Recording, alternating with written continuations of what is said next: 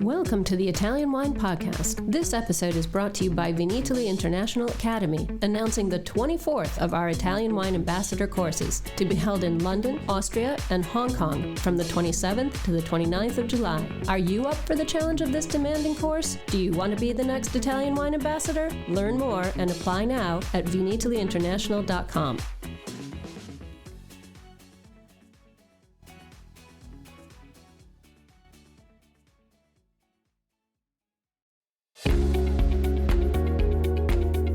Italian Wine Podcast, a Wine2Wine Business Forum 2021 media partner, is proud to present a series of sessions highlighting the key themes and ideas from the two-day event held on October the 18th and 19th, 2021. This hybrid edition of the Business Forum was jam-packed with the most informed speakers discussing some of the hottest topics in the wine industry today. For more information, please visit wine2wine.net and tune in every Thursday at 2 p.m. Central European Time for more episodes recorded during this latest edition of Wine2Wine Business Forum. Buongiorno. Good morning. How is everybody today? Day 2. Thank you for waiting with us, and we're sorry for the late start, but we hope we'll make it well worth your time. We're very excited to be here, and thank you to Stevie and the Wine2Wine team. I'm Michelle Erland. I am an Italian Wine Ambassador through Wine2Wine International. I've always had a deep love for Italian wine. Passed the exam back in 2017. And I'm also a senior account executive with Colangelo and Partners Public Relations based in New York City. Hi, everybody. It's great to be here back in Verona for the second time this year. I feel very lucky to be back again. I'm Juliana Colangelo. I'm VP for California for Colangelo and Partners. I also joined the VIA community and passed the Italian Wine Ambassador exam in June. So again, very happy to be back here. And thanks again to Stevie and the team for having us. Colangelo and Partners, some of you probably know us, but integrated communications agency for fine wine and spirits in the U.S. And excited to be here today. So over the last 24 hours, we've heard a lot of conversations about the new normal. That's even the hashtag of this event, right? We've talked a lot about what consumers are looking for in the products they consume, how products are being sold through e-commerce, DTC, different channels. We've talked a lot about values and emotions and marketing. So today, as brand communicators and communication specialists, we want to talk about how to talk about values when it comes to your wine brands, how to integrate value-driven communications into your brand strategy. So that's what we're going to focus on today. As Juliana mentioned, we are going to be inspiring you to really look at your brand stories. Who are you talking to? And more importantly, is your message reaching them? So today we're going to first look at the changing U.S. wine drinker. And then we're going to do a little bit about updating your brand story to evolve and reach this drinker. And then finally, we hope that you leave with an understanding of how to harness public perception, your notable successes, and of course, your company's journey into a coherent story that's really going to excite the U.S. consumer. So to start, we want to talk a little bit about the changing nature of the U.S. consumer. And we know Rob McMillan's going to talk a lot about this later today. So we really want to talk more about the values and, again, how you communicate these values into your communication strategy. But first, to set the stage, a few of the challenges we've all heard about and talked a lot about today, but how they're relevant for our presentation.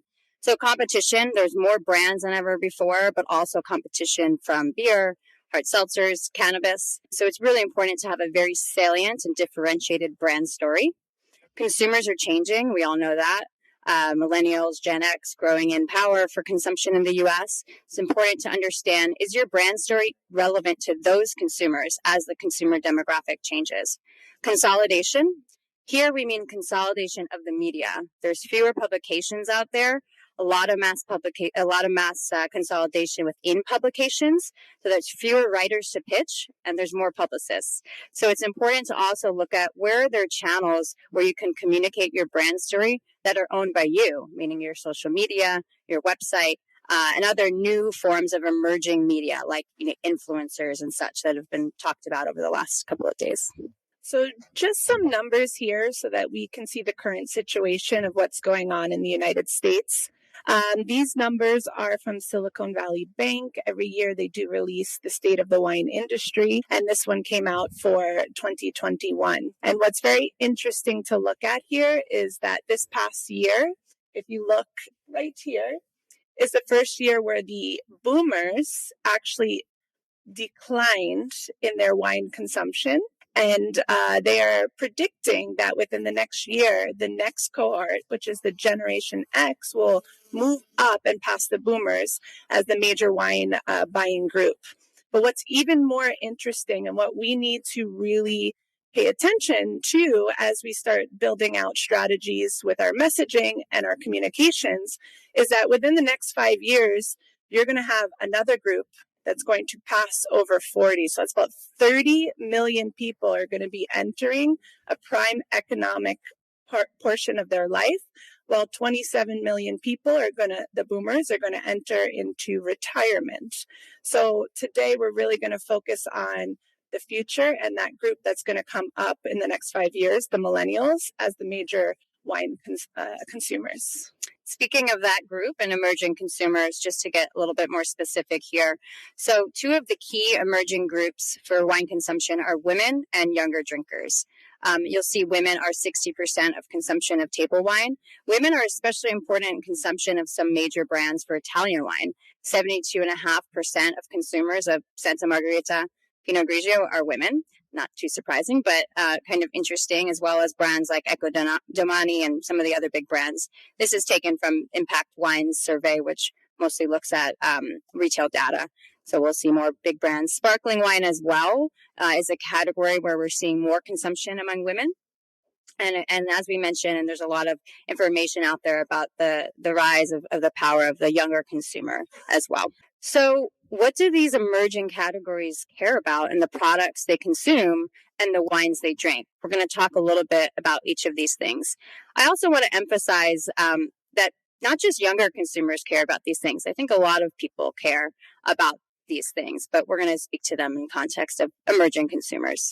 So first, transparency. To start, quite literally, your label and the package on your wine. Younger consumers want to feel really confident in the products they consume. They spend hours researching what they're going to purchase. And if they don't feel like they understand what your product is, they feel less confident to purchase. So one example, a recent article from Eric Asimov of the New York Times, he wrote about a company called Mary Taylor Wines. She's direct importing from France. She's labeling the wines very clearly with the appellation and the variety right on the front of the label. So there's no confusion for the consumer about what is in the bottle. We all know that, Italian wine labels especially can be a bit confusing for the average consumer. So that's one thing around your communications to think about. Is your package clear to understand, and are you inspiring confidence in this consumer? Winemaking. We're far off from ingredient labeling everything, although some brands are starting to do that, and we're seeing more brands doing ingredient labeling. But there's other things that you can communicate when it comes to your winemaking process, talking about what's going on in the vineyards, what's happening in the cellar, anything that makes you unique in the winemaking process. These consumers want to understand how the products are being made. And then mission-driven. This is communicating what you stand for. The CEO of Pernod Ricard recently declared that purpose is the new digital. And she referenced a campaign that Absolute Vodka did about sex responsibly, a campaign around consent. And what they saw in terms of the results, 2.5% increase overall in sales over 12 months following that campaign. I think the watch out with mission-driven marketing is to be authentic, because it's really easy to also be perceived as inauthentic or opportunistic with that. Next, convenience. We've talked a lot about these topics, so I won't linger too much here, but it's important in communication to communicate where your product can be found. Having a where to buy page on your website, communicating around where to find your product in your social media. We know there are Tied House laws that prevent wineries from explicitly calling out retailers, but there's other ways to communicate around how and where your product can be bought and sold. But also looking at these new platforms, delivery platforms, e-commerce as forms of content as well. Thinking about investing with those content platforms within your marketing campaign and strategy. Alternative formats. Previous speakers talked a lot about cans as a way to democratize the wine industry and bring more consumers. And we think that's really key as well. So single serve cans. And then finally, health. We know that that's become a larger topic for the industry. It's also extremely important for the consumer. Non-alcoholic wines, low alcoholic wines continue to rise in popularity. Same for spirits and beer. Organic, sustainable, those things also really matter for the consumer. So those are also messages to think about communicating more clearly and more frequently in your messaging. Wine, compared to these other products and other segments, especially seltzers, is a much more naturally made product, always has been, but we don't talk about it in that way. So I think there's an opportunity here for the wine industry at large to communicate more around those messages. All right, so how do we know if your brand story needs a refresh? So let's first start with what is a brand refresh, right? Because we're not up here to tell you need to change everything about your story, because your story is really magical. It's authentic. It's who you are. But what we hope that you can take away from today is that a brand refresh is just some tweaks and adjustment so that your business remains competitive within its current marketplace. In this case, we're talking about the United States, right? So while we're discussing these objectives and these takeaways, we want you to think more of an evolution than a revolution, evolving with the modern day consumer in the US. So how do you know if your brand story needs a refresh? Number one, outdated, right? Maybe your story was very innovative 10, 20 years ago, but the world has changed over the decade. But more importantly, I think in the last year, we're here celebrating together after a pandemic, and we have all changed so much in this past year. So you've changed as well. Maybe you have adopted some sustainability practices. Maybe you've made changes. Maybe you have a new generation that's entering into your team. This also should be communicated. So every time you make a change internally within your organization, it's very important that we strategize how to evolve our story to include this. Inconsistency. If you are playing around with different brand messages and we're not focused on one strong strategy, we know we need to do a brand story refresh to refocus ourselves. And then finally, as we're talking about today, your audience has changed, and seeing these numbers and the shift that's happening in wine drinkers in the US right now, we have to pay attention to how our brand is going to fit into our target market's lives. So here we go, a step-by-step guide to conduct a brand audit in your current messaging. And now we're going to be very general, but Juliana and I are here for the rest of the day. So if you have any questions, we'd be happy to elaborate within each step. But step one, we want to determine the scope, right? You want to decide, okay, we're going to look at this specific cohort. We're going to look at this specific, the United States is very big. Maybe you want to see how Florida consumers are reacting to your brand story, or California consumers, or New York consumers. It's all going to be different within the market. Step two, evaluate all your past and existing communications. So go out there, Google yourself, pull some articles, go on social media, see what people are saying, and see how your message is being perceived out in the market. Step three, I love this one, collect audience feedback. There's many ways we can do that in this digital day and age, right? Go online, engage with your customers, see what they're saying on social media. You can also send out surveys to your stakeholders, right? The people, your loyal customers that drink your wine, maybe go through the retailers in your market that are selling your product to get that authentic feedback. You can also go through your own employees within your organization, because see how their perception is of your message, because if they're delivering your message, they're a very important piece of this puzzle. Step four, conduct a SWOT analysis.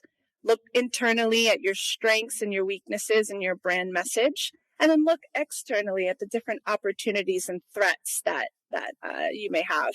And finally, create a communications plan. And like I said, I think this is a topic for next year because we could talk for 2 hours about creating a communications plan.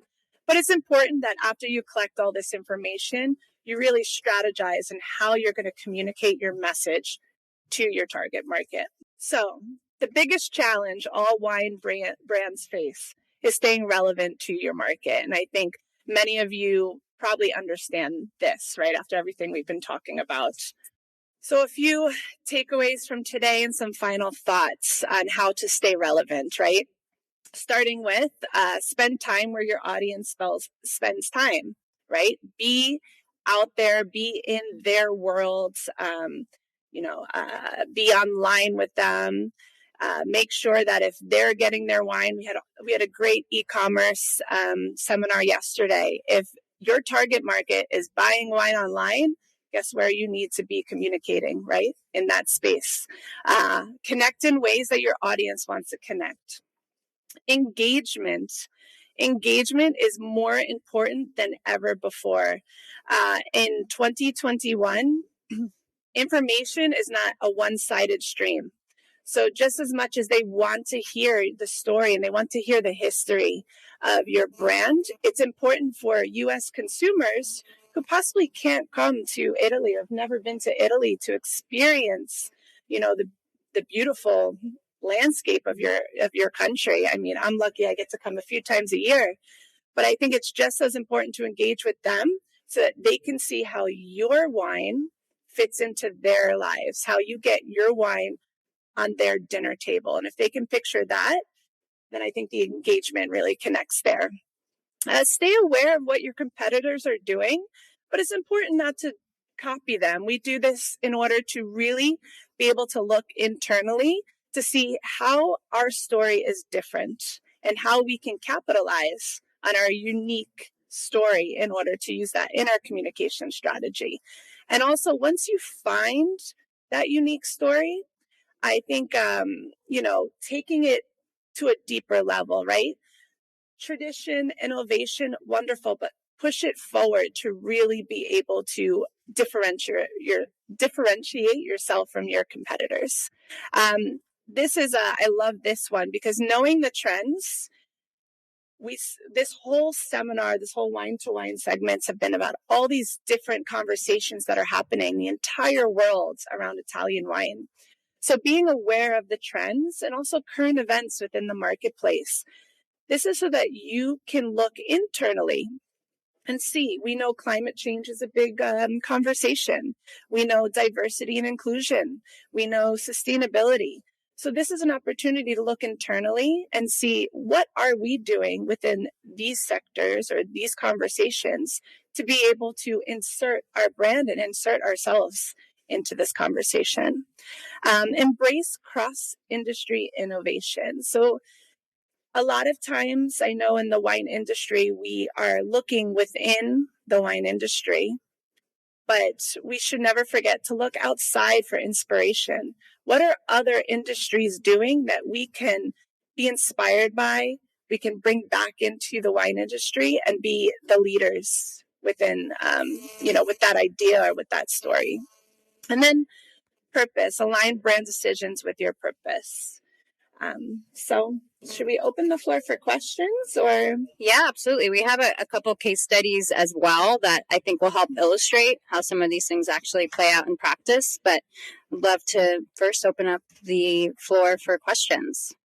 And good morning and good evening to everybody online. Thank you for joining us.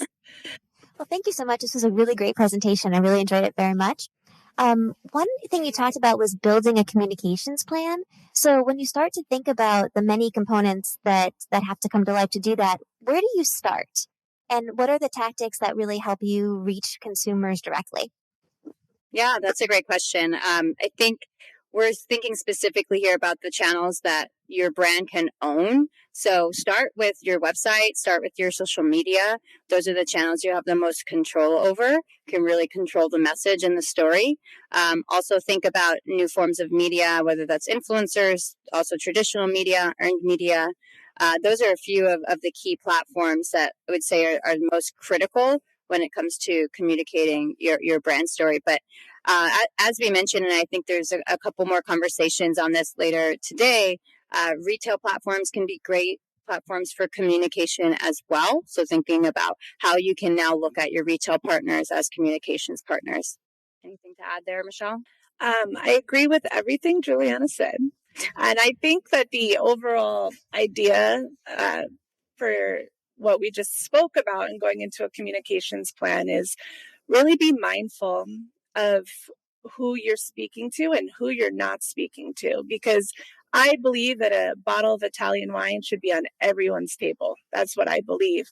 And, going back to, we were talking about the labels and maybe some of them not being a little too difficult for maybe a new wine drinker.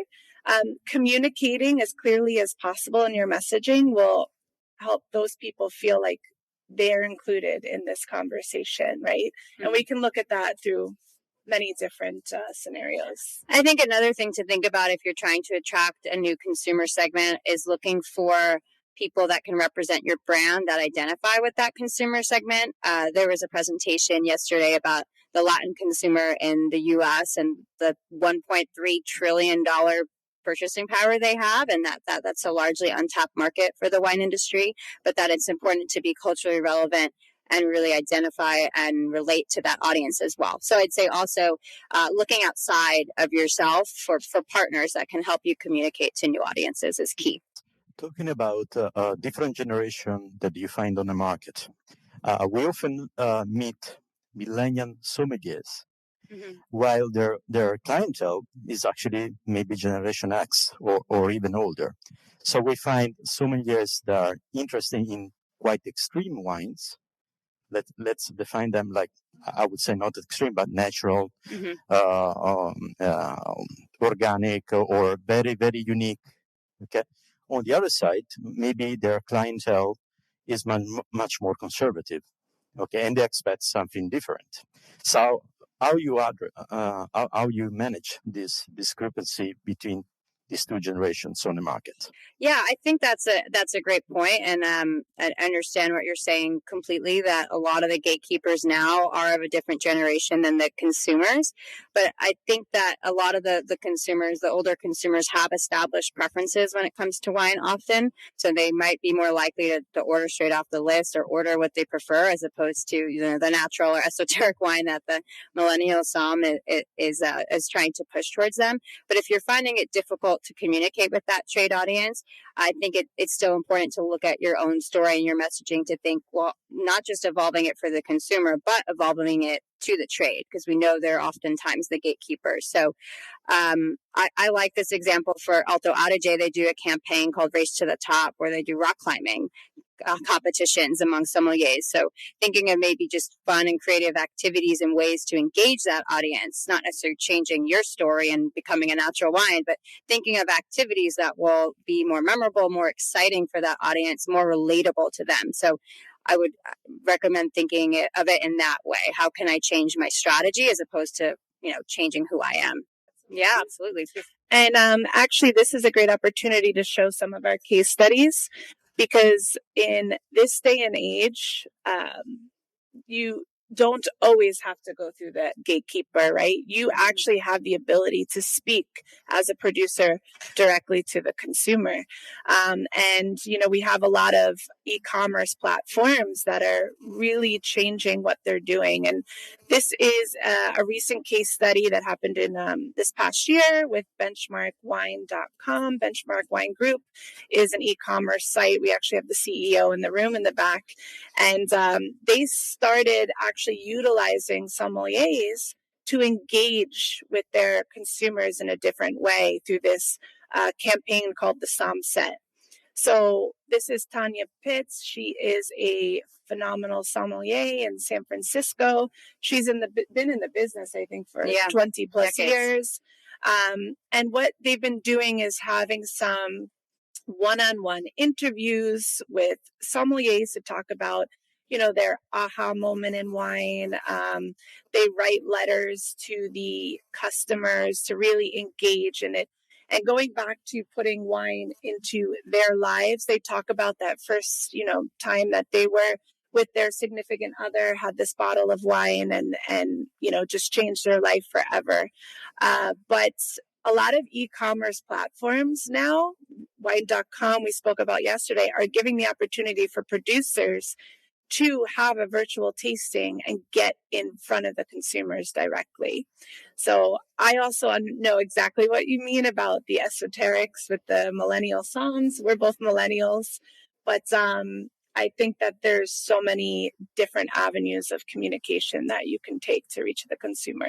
And another example, and just to expand on that, I think when the sommelier is meeting the consumer in their home, they can be more tailored with the approach and actually meet the consumer where they're at. So another case study here is the Supper Share, which is a virtual events platform where sommeliers are hosting virtual events with consumers, corporate settings, birthday parties, bachelorette parties at home, and tailoring the wine list to their customer. But what's key here, the wine needs to be available on e-com. So it also comes down to availability, but also meeting the consumer where they're at, engaging with them in different formats. And I think, like Michelle mentioned, there's more ways than ever to communicate more directly to the consumer also.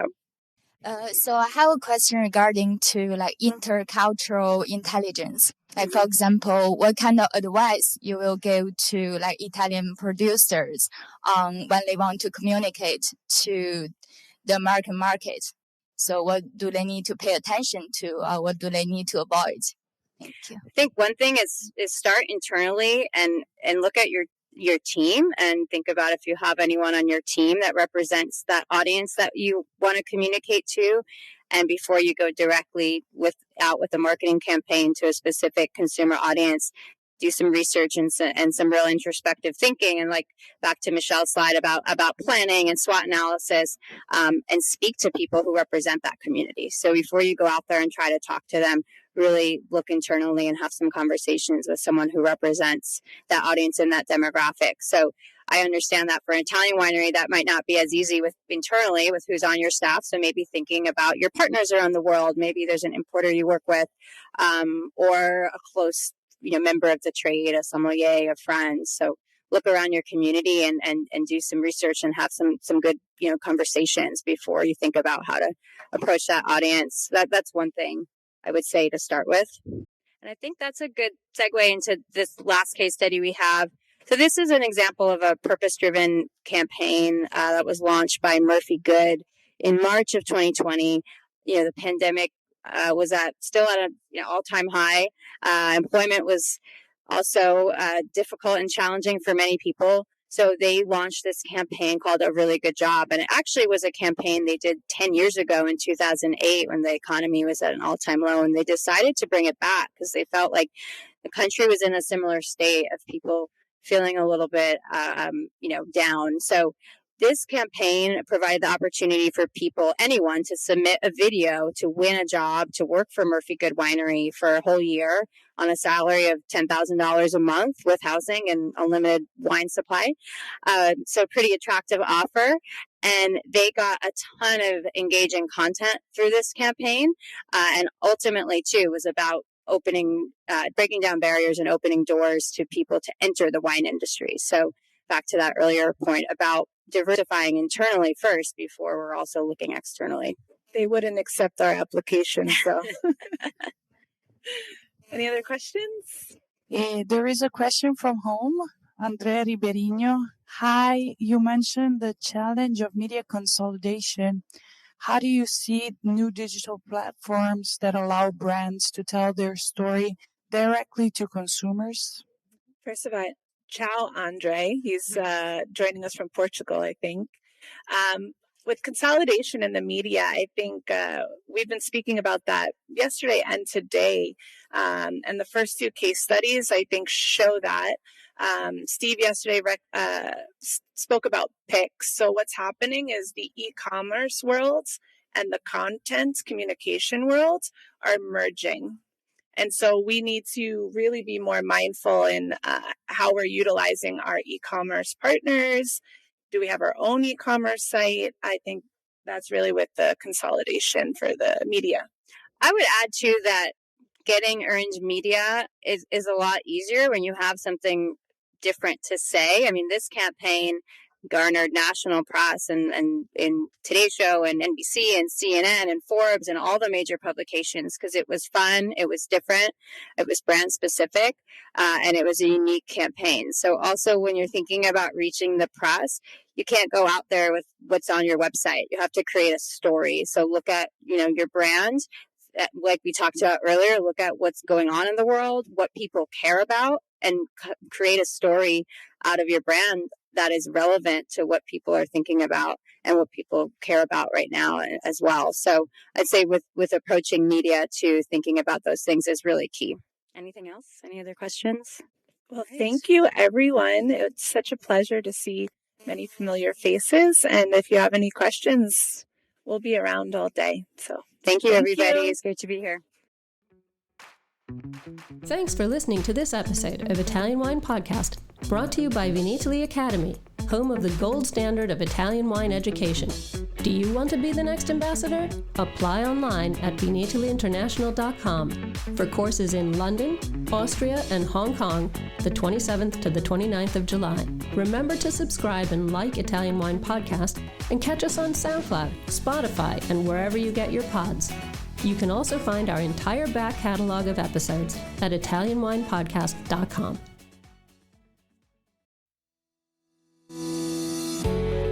Hi guys, I'm Joy Livingston and I am the producer of the Italian Wine Podcast. Thank you for listening. We are the only wine podcast that has been doing a daily show since the pandemic began. This is a labor of love and we are committed to bringing you free content every day. Of course, this takes time and effort, not to mention the cost of equipment, production, and editing. We would be grateful for your donations, suggestions, requests, and ideas. For more information on how to get in touch, go to ItalianWinePodcast.com.